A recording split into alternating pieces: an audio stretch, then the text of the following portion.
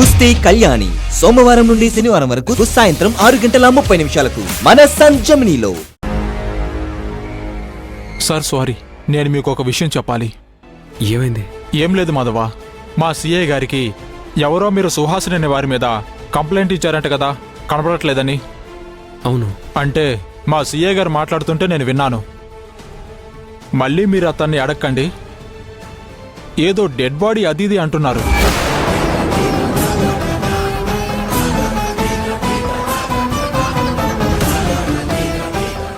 నాతో రండి. పదండి.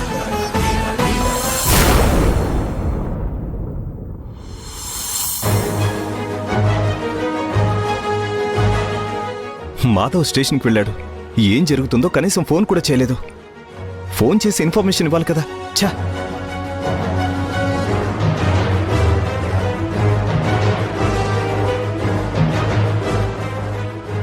ఛా, ఈ ఫోన్ కూడా అస్సలు కలవట్లేదు.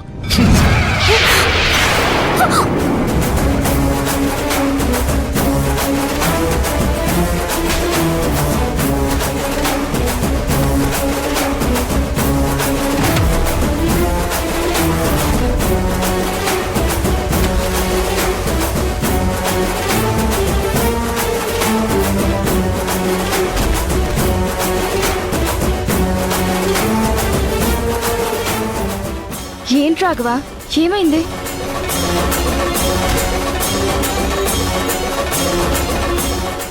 ఏంటి బావా, ఎందుకంత ఫ్రస్ట్రేట్ అవుతున్నారు?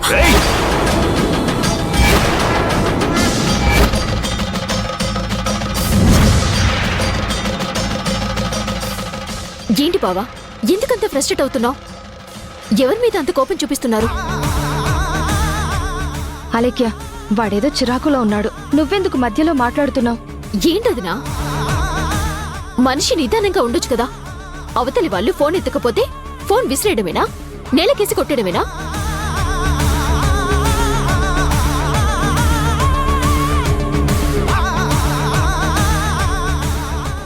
అక్కడ సిచ్యువేషన్ ఎలా ఉందో తెలియదు కదా. ఫోన్ ఆఫ్ చేసుకుని ఉంటాడు, లేదంటే సైలెంట్ మోడ్ లో పెట్టుంటాడు. ఇంకది కాకపోతే సిగ్నల్స్ ప్రాబ్లం వల్ల అసలు ఫోనే కలవలేదేమో. అసలు అక్కడ ఏం జరిగిందో వచ్చాక చెప్తాడు కదా. అంత మాత్రానికి ఇంత కోపం చూపించడం అవసరమా?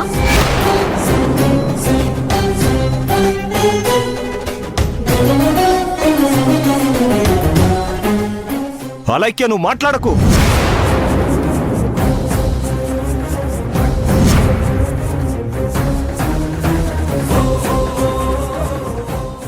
ఎందుకు మాట్లాడదు బావా? నేను నీ భార్యని కాదా? ఈ ఇంటి కోడల్ని కాదా?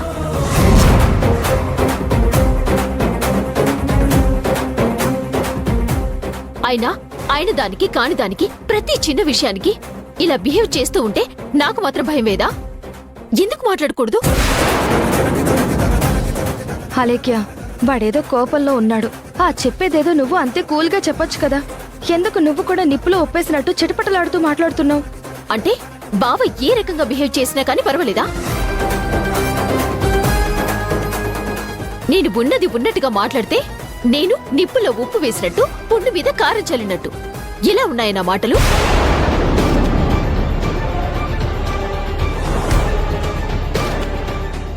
ఆయన నిన్ను గమనిస్తూనే ఉన్నాను.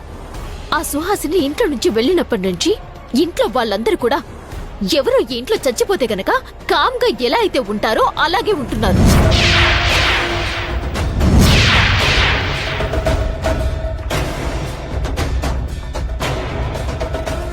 ఇంట్లో ఎవ్వరూ అన్నం తినడం లేదు, ఒకరితో ఒకరు మాట్లాడుకోవటం లేదు. మనుషులున్నా కానీ లేనట్టుగానే ఉంటున్నారు. చివరికి ఈ పూజ గదిని కూడా పట్టించుకునే వాళ్ళు లేరు.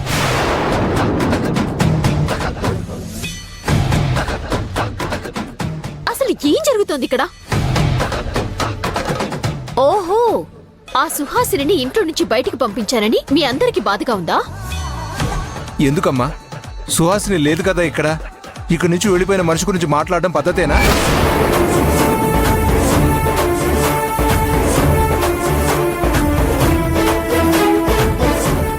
రాఘవ ఏదో సమస్యల్లో ఉన్నాడు. మాధవ్ని సడన్ గా పోలీసులు పిలిస్తే వెళ్ళాడు. ఇంతవరకు వెళ్ళిన దగ్గర నుంచి సమాచారం లేకపోయేసరికి ఇంటికి పెద్దవాడు కాబట్టి అక్కడ ఏం జరిగిందనే బాధతోటి అలా బిహేవ్ చేసి ఉంటాడు.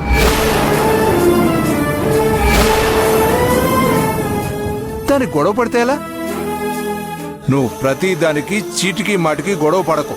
ఏంటి మావయ్య నా మీద కోపడుతున్నారు? నేను గొడవ పడ్డమేంటి? నేను నా భర్తని ఎందుకిలా ఉన్నారని అడగకూడదా? అడిగే హక్కు నాకు లేదా?